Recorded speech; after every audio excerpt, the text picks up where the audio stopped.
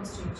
Today we are at Indian Academy, one of the most prestigious academies in Bangalore, with 28 years of educational experience. Today we are joined by Professor Suryanarayan, who is the Chief Academic Officer of Indian Academy. Welcome to GetMyUni Talk Exchange, sir. This is a program where we are interacting with the chief educators across India and gathering knowledge for other universities, academicians and students. So thank you for joining us today. Thank you too. Professor Suryanarayan, I know from our personal interaction that you have a vast experience both in teaching and research. Could you please tell our viewers and listeners a little bit about yourself?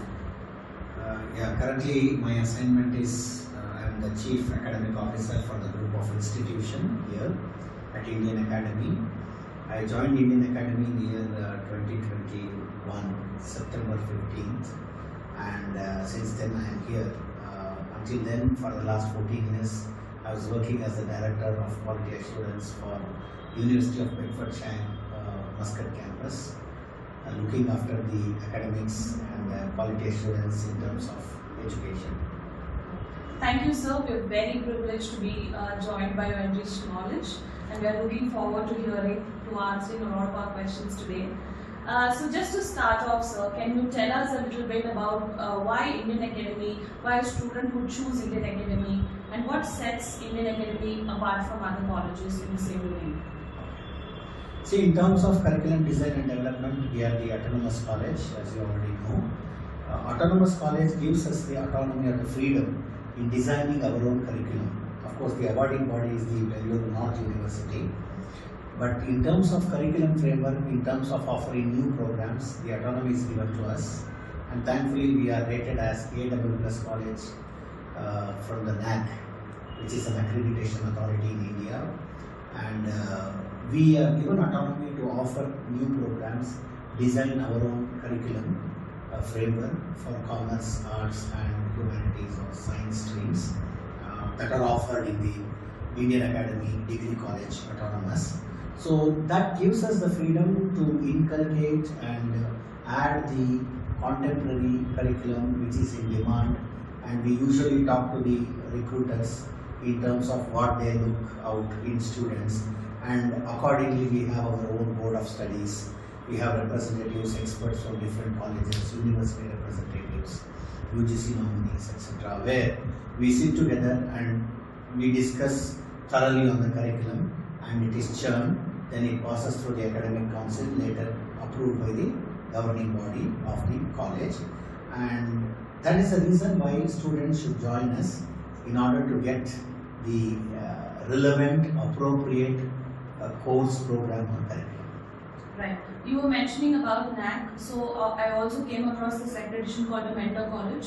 So could you tell our viewers a little bit about how Indian Academy has been a mentor college to other colleges? You know, as per UGC, when we are an A++ institution, this assignment is given to us by the UGC. In fact, UGC recommends nearby colleges to take suggestions and guidance from a college like us. We are autonomous and we are recognized as an A++. So, in terms of preparing the documents or documentation and satisfying the requirements of the NAC, so the colleges which are juniors or who wants to apply for the accreditation, they seek guidance from our colleges in terms of mapping of COPO or how to prepare documentation, what kind of documents have to be prepared in order, what are the criteria, what could be the conditions that need to be satisfied for the accreditation, etc. We go and guide the colleges nearby, where we are like guiding force for them, and that is how we become mentors for the other college. Right. Talking about mentors, sir, I know Indian Academy has a prolific list of professors. So exactly what kind of procedures or methods do you follow while screening the professors and to ensure they are also up to date?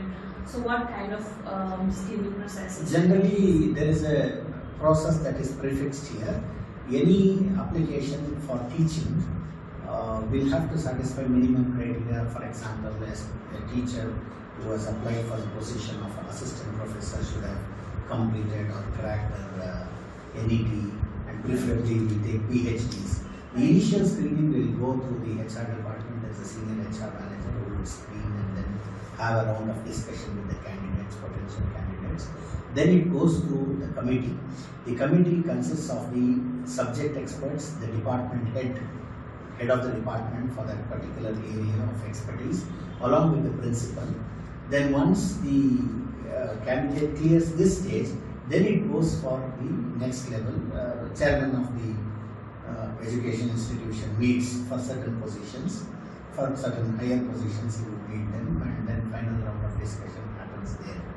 So we have a procedure, and for junior positions sometimes we ask them to give a demonstration. Okay. We look at their research background, Right. and we take them to the students, get their feedback as well, and then we take the person. Right. That's nice to hear. So now coming to the students aspect of the college. So what is in place? I think one of the biggest, so we at GetMyUni, we are a college search platform, so we keep interacting with students. And one of the biggest concerns that they have is to understand the diversity and inclusion that is there in the college, whether they would be able to fit in. Right? So what is in place at Indian Academy to help answer these sort of concerns from students? Alright. When it comes to diversity of students, we have students spread across different states, different parts of the country, and sometimes outside India. That is what makes us special. It is not only with students, even faculty are from different parts of the country. That would help us to connect each other better. Whether it is in the hostel, we have separate boys hostel, girls hostel, and irrespective of whether they are coming from very different backgrounds, rich or poor, etc. So we take them into confidence. Right. We help them and then inculcate that oneness among them Right. through our curriculum or through our activities, through our cultural activities. For example, we have something called Spectrum or Youth, where we allow the students to participate in various cultural forums, and we have a student forum where students come together, gather and do different programs in association with other college students as well. I think that itself speaks about the kind of provision we have provided or a platform we have provided for inclusiveness in our college. For sure, sir. The other concern that's there among students that we hear normally now, past is work-life balance, now it's become student-life balance. So what is that they can expect at institution, or what should they be expecting at any institution to ensure that their student life, just beyond the books, anything else that they can look up to that would balance out their life in terms of their education journey?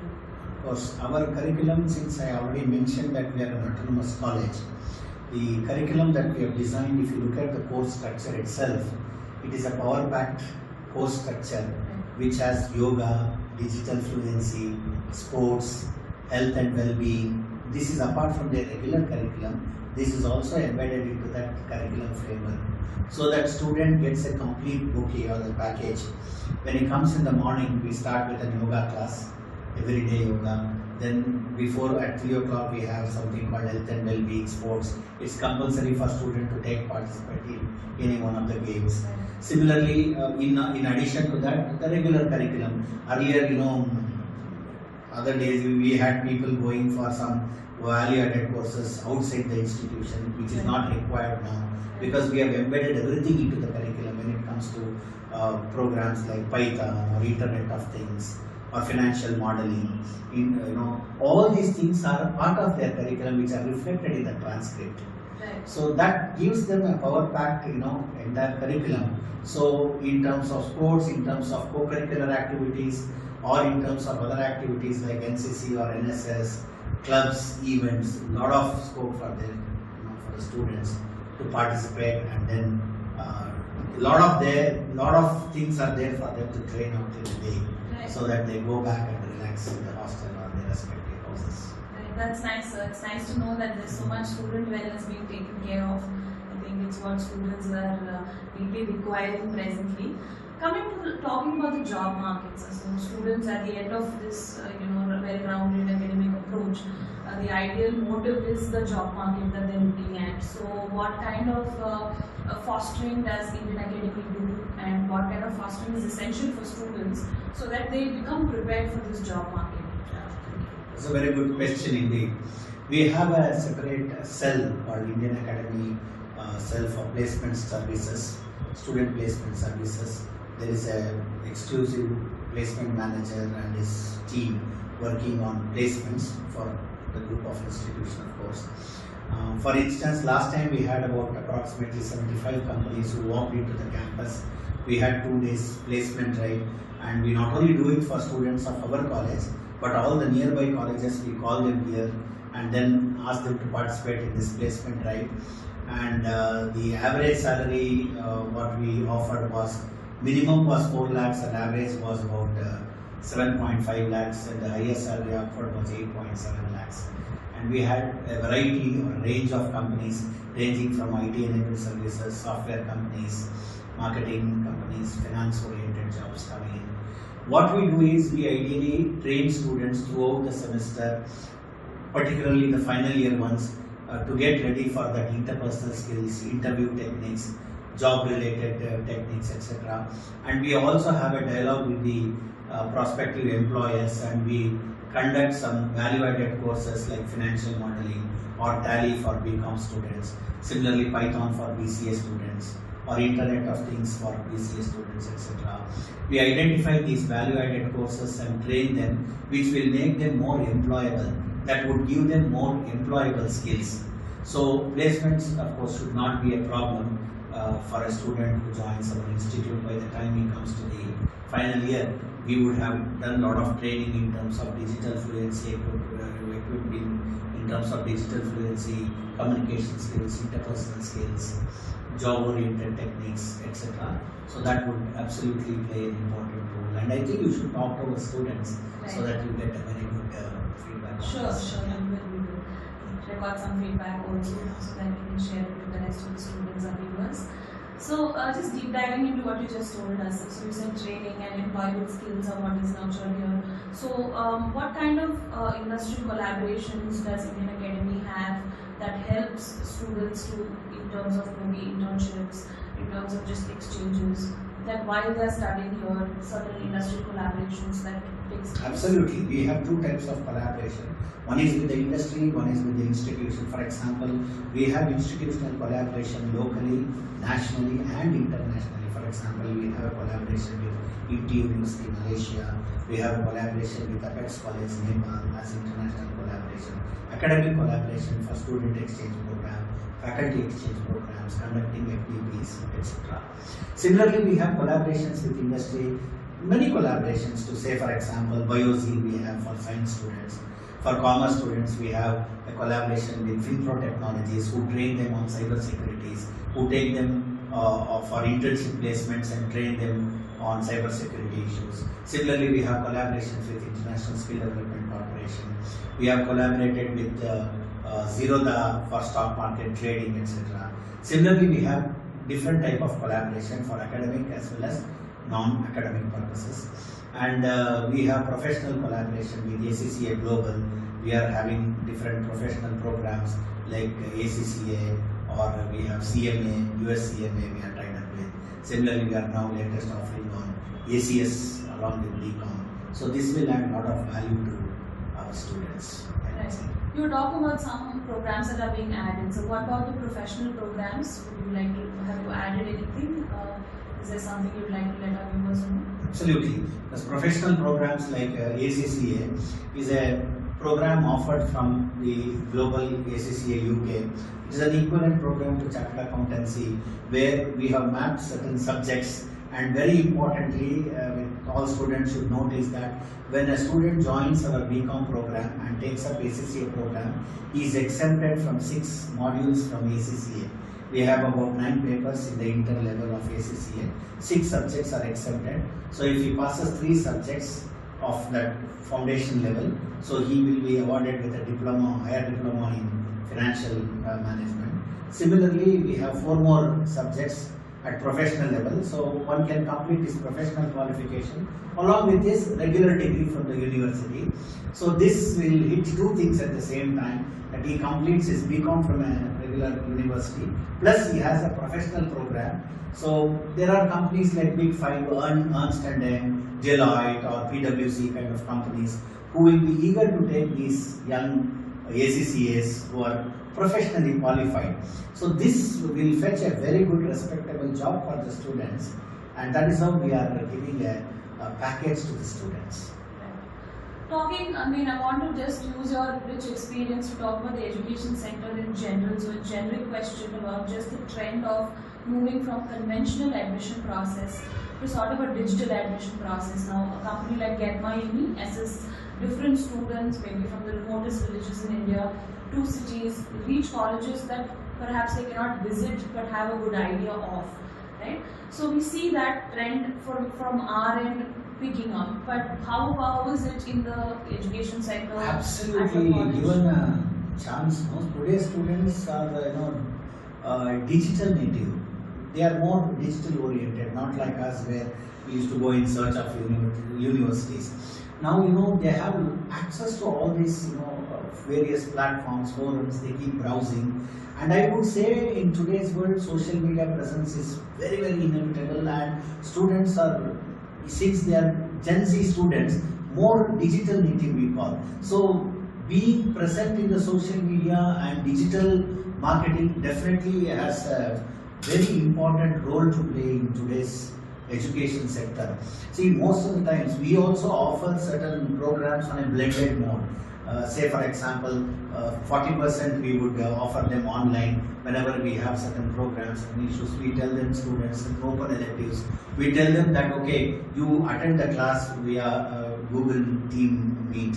Similarly, our assignments are made online. So since everything is digitalized, so we have to walk that extra mile, and now I feel that digital media is very, very important, and it can reach faster to the students. Sitting at, they keep browsing and they keep understanding, and then comes those walk-ins and other things, physical. So digital presence is very, very important, is what I feel. So we have a set of students who come and browse for data of colleges, and they sort of, maybe fees is the first thing they look at, then they look at accreditations like you were mentioning. So what are some of the other facts that they're looking at when they're looking at or screening through colleges of their choice? What are some factors that they should keep in mind, especially when they're digitally looking for this, right? Not physically looking at colleges. So what are some pointers that you can give them?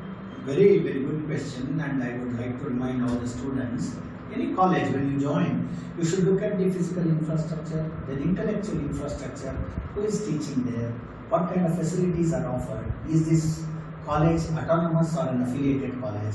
Because affiliated college will not have freedom. They should follow whatever university prescribes the syllabus. In case of autonomous college like us, we rigorously go through the syllabus, we keep on revising based on the market demand, we upgrade. For example, subjects like forensic accounting, financial engineering, you may not find that these courses are offered for an affiliated college, because they have to offer it for all the colleges which are affiliated to the university. Being an autonomous college, that gives ample of opportunity for us to design the updated courses, contemporary courses, blend it with professional programs, offer it to the students, so that the employability or transferable skills, we say, cognitive skills, higher order thinking skills, transferable skills, students can acquire faster. They will have a lot of exposure with the kind of MOUs we have. They need to look into how many years of standing that the institution has, what kind of recognition they have from the NAC.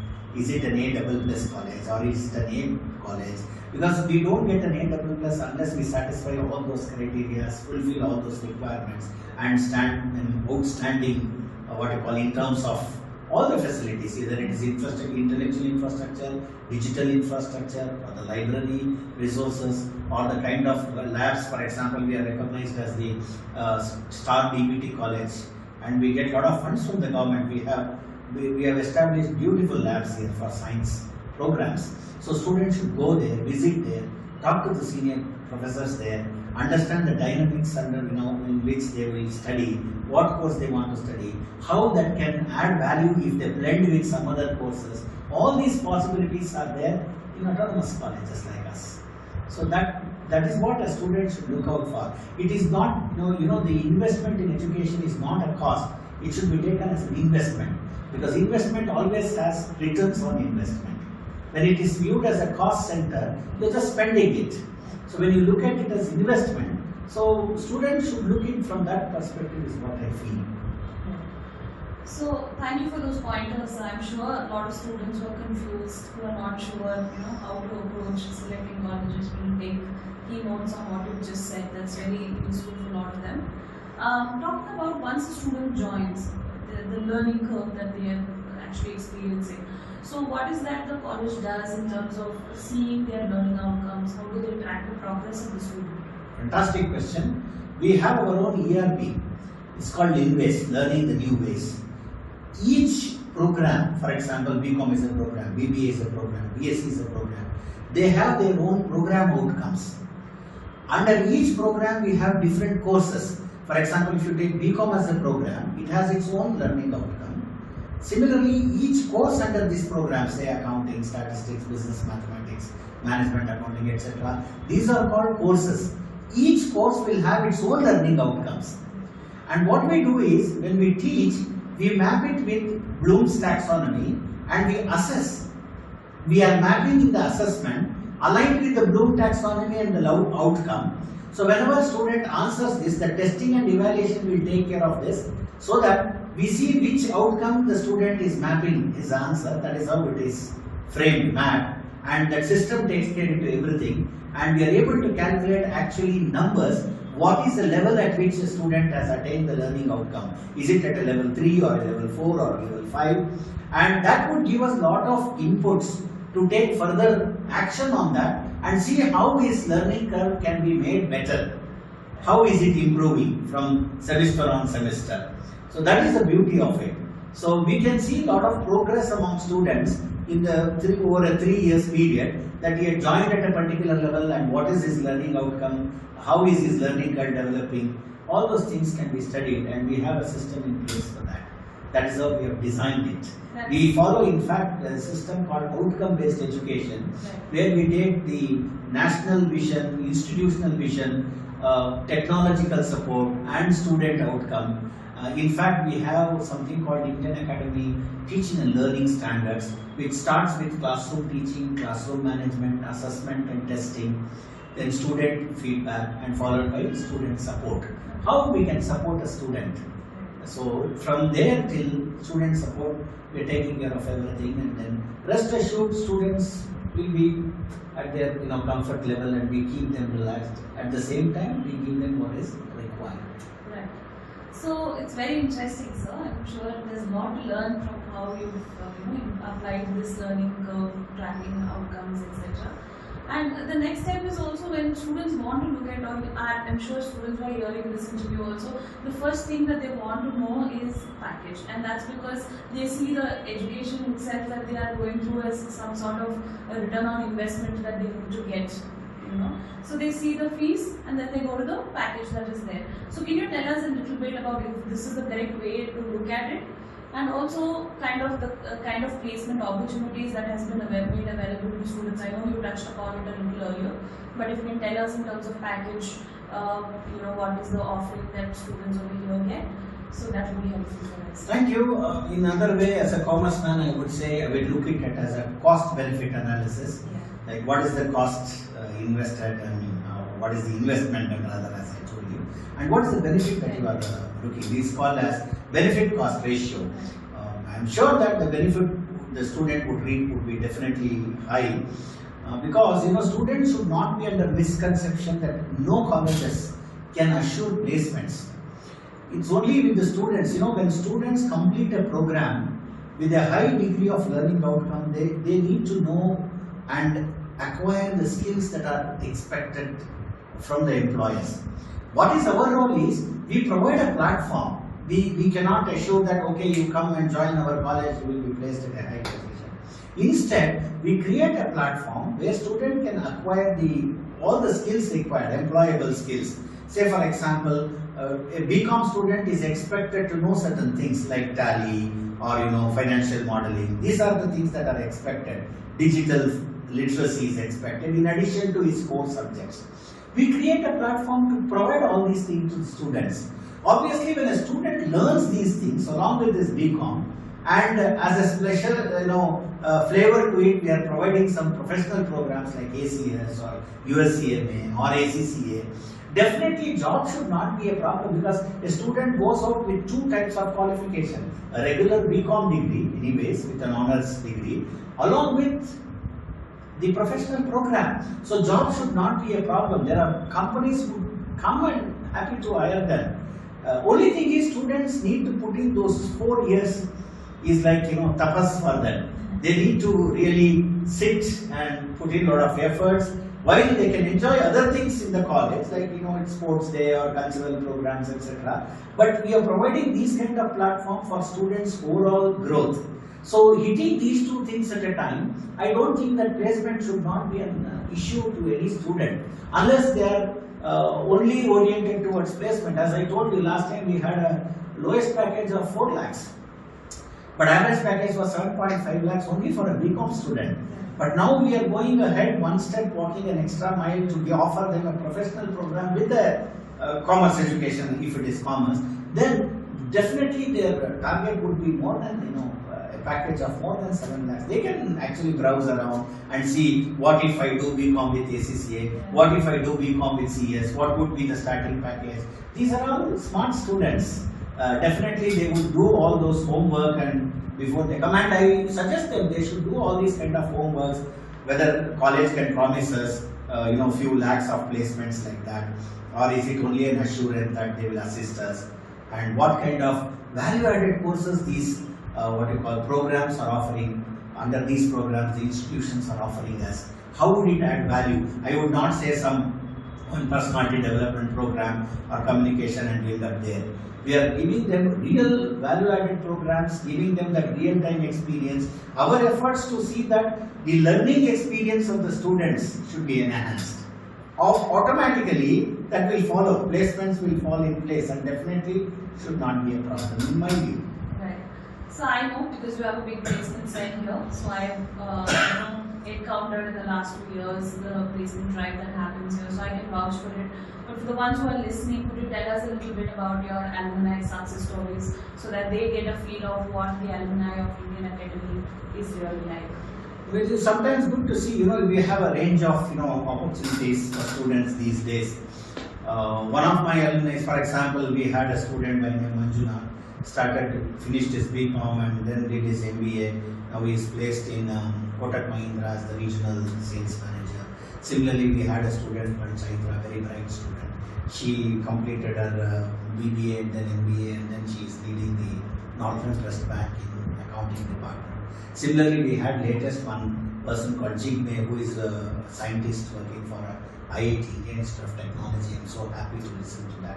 And some of them joining us as our own colleagues in the Department of MBA.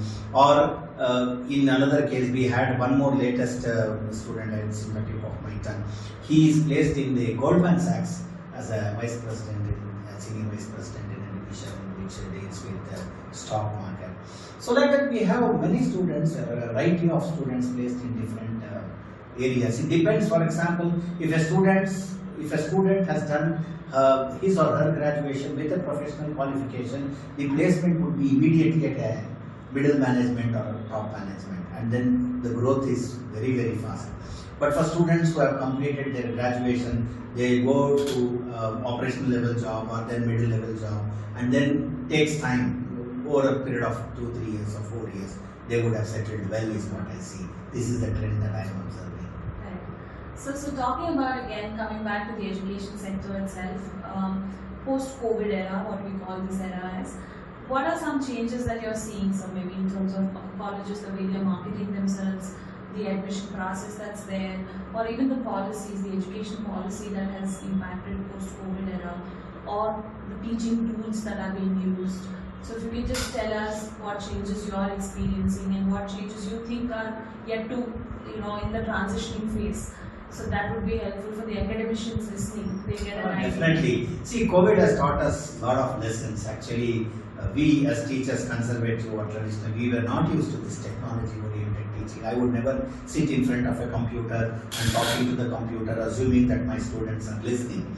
So this COVID has taught us a lot of lessons, and then we became digi-friendly, whether it is sending money or in terms of this finance companies coming up there, or teaching and learning. Technology changes using different technologies. For example, UGC now itself specifies that there is a scope for us as a college, autonomous college, to deliver the curriculum at least 40% in terms of online delivery. And as I told you, now one step ahead in our examination system. We have reformed our examination system. Earlier, students used to submit hard copies. It was very difficult to collect the hard copies, maintain the hard copies, marking the hard copies. Now we have soft copy. We have rubrics which are mapped to these soft copies. For the teachers, it is a matter of just looking at that and marking the assignment and giving marks whether its introduction is good. Or I have a provision to connect to student one-to-one, where student also feels that when I mark and put my comments on the assignment, that opens up for students, and students also feel very happy that okay, this is what is my assignment, this is how you have done your assignment, it could have been better this way. So what are the problems with your assignment, and then what are the good points about the assignment. So he can sit at his own pace and have a look at it and uploading the assignment, and then wherever we are, a teacher is not able to come to the college for some reason, she can sit at home and mark these assignments. And then proctor, proctor evaluated or monitored examinations. We are thinking about that, of course. At the present time, we are not offering that at our college. But in future, we are thinking about certain modules, how it can be delivered online. It will address the operational challenges we have. At the same time, students accommodating in different places. Or we have something called capsules. What we do is, we take up a very difficult or a complex topic. We give a lecture on that for 5 to 10 minutes because students cannot focus for hours together. So they will get the glimpse of what is it all about attractively by a experienced professor, and then the student gets into it and gets an idea of it, and then for further guidance we ask them to come and attend the class. We do that podcast and screencast on our ERP or website, so that students have access to learn at their own pace, and that is an advantage. See, in classroom, student may be shy to get up and ask a question that I have not understood this. But it is online, this problem is solved that he can stop at whatever he wants to stop, try to understand that. In fact, there is an app called 8Puzzle. I think students should try that. So what we do is, we play a video, it stops at different point and a question pops up. Student has to answer that question, because if you have observed that video, he will answer that question, and then it allows him to proceed further. So these kind of benefits we have from the online platform, which is really good. That is a change that I can see post-COVID in terms of teaching and learning. A lot of technology we are using. A lot of applications. For example, we have something called Socrates or Kahoot, where we encourage students to bring mobile phones and we conduct online quizzes where they are very busy and they keep answering the questions wherever they are from. Instructions can be given online. Recorded sessions can be played for them. So these are some of the advantages which I feel, and as an educational institution I would always encourage using digital platforms. I certainly agree that technology cannot replace a teacher, but technology in the hands of a right teacher can be really transformative. That's very nicely put, sir. It's quite interesting to view it that way. So, Dev and I, my colleague Dev and I were discussing with you some time back just about the education sector. It was very inspiring for us to listen to you. But do you have any words for the viewers, any words, advice, suggestions for the students who tune in and listen to this? Very difficult. Advising is the last thing that one can do. But I always encourage students, because Government of India, they have come up with the National Education Policy. A fact has been true that that only 45% of the students, youths, are able to afford for higher education. For those who are affording higher education, I am really telling them they are really blessed, whether they are sponsored by their parents or outsiders or sponsors, guardians, etc. But you should make use of this higher education and join a good college, and then choose a good course. What fits you is very, very important. Today, there is a range of opportunities from digital marketing, social media marketing, or MBA or logistics, fintech courses, variety of courses. So you should look at what is your interest and how would you like to grow, keeping in mind the current trends and for the next 5 years how things would happen in the industry, and you should prepare for that and enjoy your life, studentship. And if you choose Indian Academy, we are blessed and we are happy to receive you here. And of course, any good college, any program you should choose, looking at the criteria that what we discussed would be a very good thing, I would say. Thank you so much, sir, for your insights and for your thought-provoking conversation that I had. I learned a lot, and I'm sure the viewers and listeners have also learned a lot. Thank you for participating in GetMyUni Topic Exchange. Thank you so much. Thank you very much. God bless.